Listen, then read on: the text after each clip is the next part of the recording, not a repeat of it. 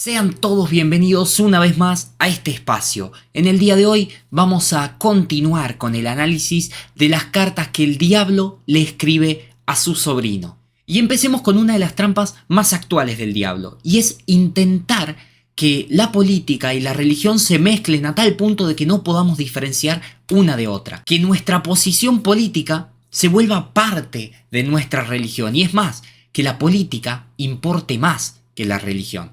Podríamos decir que el objetivo principal del diablo es que suave y gradualmente la religión se subordine a la política y que solamente la valoremos si es que le resulta útil al desarrollo de propuestas políticas o de candidatos políticos. El autor nos dice que una vez que el hombre ha hecho del mundo un fin y de la fe solamente un medio para alcanzar o concretar ese fin mundano, entonces el hombre ha sido vencido, el hombre se perdió e importa muy poco de qué clase de fin mundano hablemos. Porque el triunfo del diablo justamente está en un hombre que dedica la mayor parte del tiempo de su vida, de sus esfuerzos, de sus energías, a las políticas, a las marchas, a los movimientos, a las luchas ideológicas, pero dedica muy poco tiempo a la oración, a los sacramentos y a la caridad. Un hombre que ha invertido el orden de prioridades, según este autor, es un hombre que se ha perdido. En la carta número 8, el diablo dice algo sumamente interesante, y es que el ser humano es un anfibio, es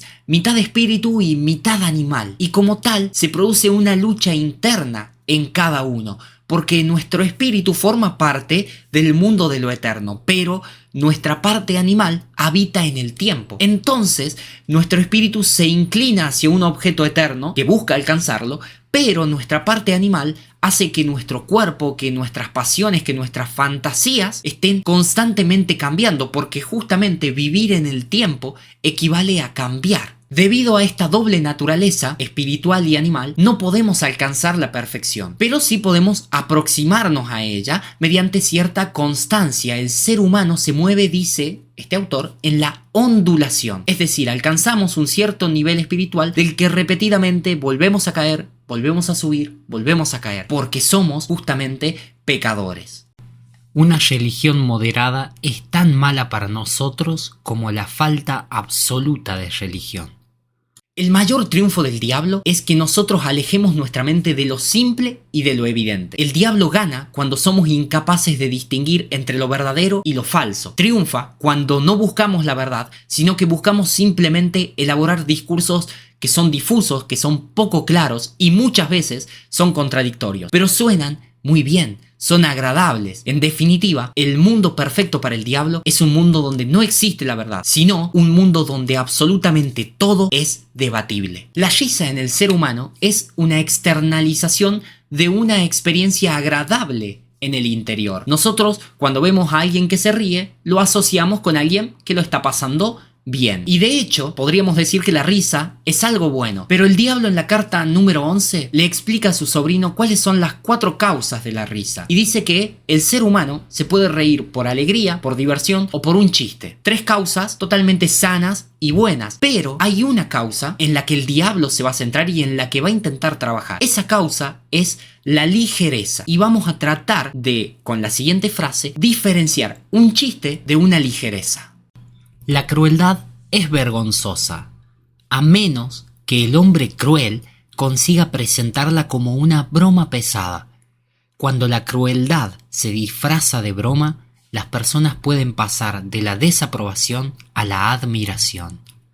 Lo dije en la introducción del primer video de esta serie, pero lo recalco nuevamente. La tarea principal, el objetivo primordial del diablo es alejar al hombre de Dios, es decir, busca inclinar al hombre hacia el pecado. Y no importa qué tan grave o qué tan leve sea ese pecado, porque el efecto acumulativo de nuestras faltas es lo que nos aleja de la luz y nos arroja hacia la nada. De hecho, si nos ponemos a pensar, el camino más seguro hacia el infierno no es una barranca, sino una ladera suave, cuya pendiente nosotros no notamos, no podemos advertir, donde el camino es blando y sin obstáculos, donde no hay giros bruscos, donde no hay señalizaciones, es decir, donde no percibimos hacia dónde estamos yendo, aunque nos estemos dirigiendo al mismo infierno.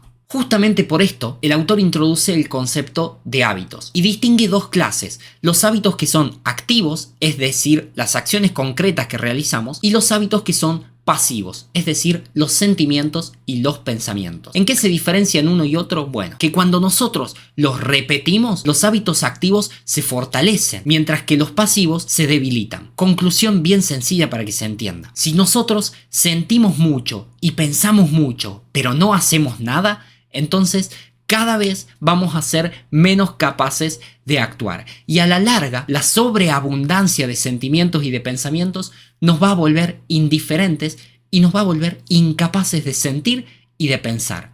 De esta manera es muy fácil distinguir qué persona se acerca a Dios y qué persona se aleja de Dios. Porque una persona que busca mantenerse unida a Dios es una persona que mantiene un equilibrio entre los hábitos activos y los hábitos pasivos. Es decir, que es capaz de pensar, es capaz de sentir, pero también es capaz de poner por obra aquello que piensa y siente. En cambio, una persona que se aleja de Dios es una persona que piensa, que siente mucho quizás, pero que no hace absolutamente nada. Pero para pasar de lo pasivo, que solamente me incluye a mí, a lo activo, que me relaciona con los demás, es muy importante tener la virtud de la humildad, porque es justamente a través de ella que el hombre aleja el centro de sí mismo y empieza a dirigir su atención hacia Dios y hacia sus vecinos.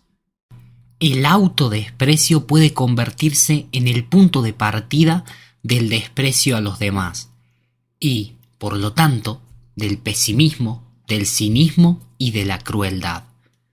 Dios no busca a una persona que se desvalorice a sí misma, no busca a alguien que minimice sus propios talentos y sus propios logros, pero tampoco quiere a alguien que se enaltezca por sobre los demás. Por eso busca limpiarnos de cualquier prejuicio a nuestro propio favor, que no creamos que somos mejores o que somos superiores a nuestros hermanos. Lo que Dios busca en definitiva es que nosotros seamos capaces de alegrarnos por los talentos de manera franca y de manera agradecida, pero no solo por los propios, sino también por los de los demás. Dios quiere matar ese amor propio animal tan pronto como sea posible, de manera tal que no quedemos enceguecidos, sino que el hombre sea capaz a la larga de ver, de valorar a cada criatura, incluso a sí mismo, como una cosa gloriosa y excelente. El presente es el punto en el que el tiempo coincide con la eternidad. Del momento presente, y solo de él, los humanos tienen una experiencia análoga a la que Dios tiene de la realidad como un todo. Solo en el presente, la libertad y la realidad les son ofrecidas.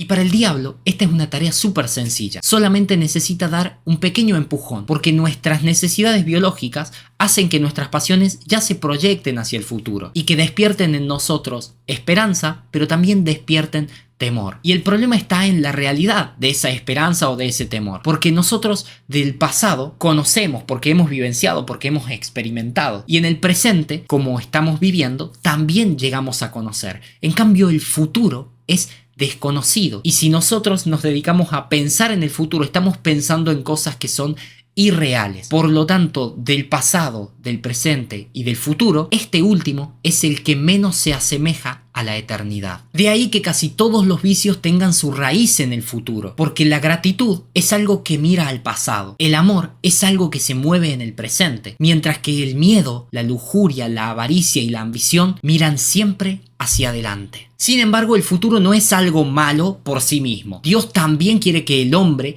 piense en el futuro, pero solo en la medida que le sirva para planificar obras de caridad y de justicia. En pocas palabras, pensemos en el mañana, pero solamente si vamos a pensar en el bien que podemos hacer el día de mañana. Pero fíjense acá cómo el futuro se subordina al presente, porque yo del futuro solamente tomo prestado material para planificar el bien de mañana, pero esa planificación la tengo que hacer hoy, es decir, la hago en el presente. Mi deber de pensar en el bien de mañana solamente lo puedo ejercer en el presente. Entonces, el deber, como todos los deberes, existen en tiempo presente. Puedo servirme del pasado, puedo servirme del futuro, pero la virtud solamente se alcanza en tiempo presente. En pocas palabras, el hombre ideal para Dios es aquel que decide en el presente trabajar por el bien de la posteridad. Pero una vez que hizo lo que tenía que hacer, es capaz de limpiar de su cabeza todo lo referido al tema, no se preocupa por los resultados, sino que es capaz de encomendar esos resultados a Dios y se concentra nuevamente en la paciencia o en la gratitud que necesita o que exige el momento presente. El diablo, en cambio, busca a un hombre que viva atormentado por el futuro, hechizado por visiones de un cielo o de un infierno que son inminentes en la tierra. En pocas palabras, el diablo busca formar personas que estén dispuestas a violar cualquier mandamiento con tal de alcanzar ese cielo o de evitar ese infierno. El diablo busca una raza humana que esté perpetuamente en busca del final del arco iris. Una raza humana que nunca sea honesta ni dichosa en el tiempo presente, sino que se sirva, que utilice todo don que se le ha dado solamente como un combustible para encender el altar del futuro. El hombre, tristemente, busca predicar todo aquello que esté calculado para escandalizar, ofender, desconcertar o humillar a sus padres y sus amigos.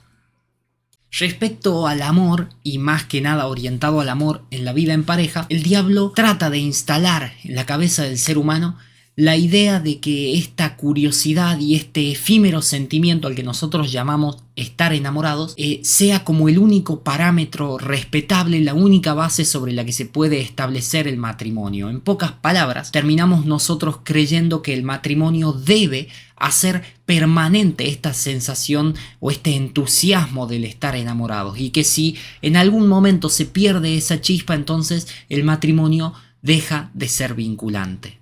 El diablo orienta cada vez más los deseos de los hombres hacia algo que no existe, haciendo cada vez más importante el papel del ojo en la sexualidad y al mismo tiempo haciendo sus exigencias cada vez más imposibles. Para dar cierre a la parte 2 de este libro, vamos a comparar la filosofía del infierno con la de Dios. La filosofía del infierno descansa en el axioma de que mi bien es mi bien y tu bien es el tuyo, de manera tal que lo que uno gana, otro lo pierde. Cuando yo consigo el bien, vos no lo conseguís y viceversa. Por este motivo, para el infierno, ser significa ser compitiendo. La filosofía de Dios, en cambio, elude esa verdad infernal donde uno gana y otro pierde. No acepta esto de que para que uno obtenga un beneficio, otro tiene que ser perjudicado. Al contrario, Dios dice que si bien las cosas han de ser muchas o manifestarse diversas, de alguna manera también son solo una, de manera tal que intenta revertir o cambiar esta idea del ser compitiendo por un ser cooperando. Dios lo que busca alcanzar es la unión trascendental entre seres libres e independientes. Sin nada más que agregar, hemos llegado al final de la parte 2 del análisis de las cartas del diablo a su sobrino del autor Lewis. Pueden dejar un me gusta, un comentario, compartir el video y suscribirse a este canal. Nos estaremos encontrando entonces para la parte final del análisis de este libro.